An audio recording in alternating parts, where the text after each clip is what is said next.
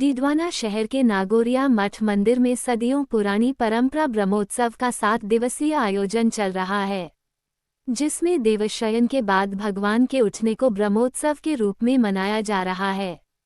देवशयन के बाद भगवान के मुख उल्लास के लिए ब्रह्माजी जी ने आदिकाल में भगवान को प्रसन्न करने के लिए ब्रह्मोत्सव शुरू किया था। ब्रह्मोत्सव का आयोजन पूरे देश भर में होता है। वहीं डीडवाना में भी नागोरिया मठ में ब्रह्मोत्सव की शुरुआत हो गई है।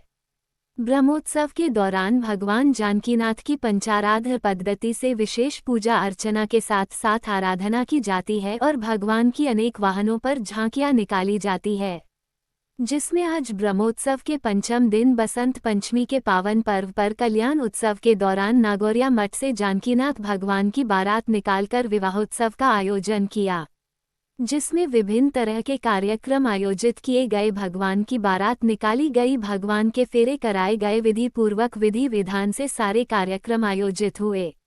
इससे पूर्व 7 दिवसीय आयोजन में भगवान को सूर्यप्रभा वाहन पर मंदिर परिसर में सवारी निकाली गई। वहीं चंद्रप्रभा वाहन, शेष वाहन, कल्पवृक्ष वाहन पर मंदिर में सवारी निकाली गई। भगवान को रिझाने के लिए 1 सप्ताह तक चलने वाले इस कार्यक्रम में भगवान की अलग अलग झांकियां सजाई जाती है और भगवान का श्रृंगार किया जाता है।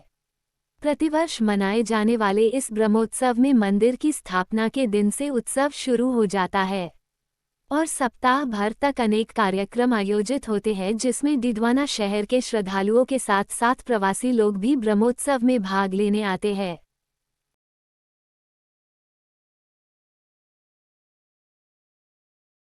परंपरा है और क्या इसका धार्मिक सांस्कृतिक महत्व है? आज के महोत्सव को कल्याण उत्सव बोलते हैं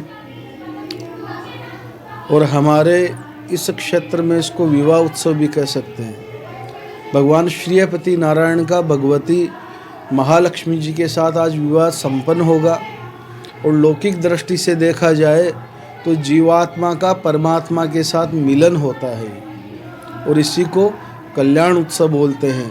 जिस प्रकार जीवों की अधिदात्री भगवती महालक्ष्मी जी परमात्मा से मिलन करती है, वैसे संसार के जितने भी प्राणी हैं उनको आचार्य स्वरूप में महालक्ष्मी जी परमात्मा से जोड़ती है। इसलिए महालक्ष्मी जी की तरह ही जो इस महोत्सव का दर्शन करता है वो भगवान को शरणागति प्राप्त करता है और ठाकुर जी उसको अंगीकार कर लेते हैं, ये भाव रहता है। इस जो उत्सव है इसका भक्तों में क्या संदेश जाता है? भक्त इसमें कैसे आत्मसात करें? जो इस दिव्य दंपति परमात्मा को ही बोल सकते हैं। इस दिव्य दंपति के विवाह उत्सव का, श्री कल्याण उत्सव का जनमानस जब दर्शन करता है, वैष्णव भागवत जब दर्शन करते हैं तो उनके वैवाहिक जीवन में आपस में आत्मीयता बढ़ती है, प्रेम बढ़ता है, घर में सुख शांति और प्रगति को वो प्राप्त करता है और उसका परमात्मा के प्रति और अगाध प्रेम बढ़ जाता है, ये भाव रहता है। जय श्री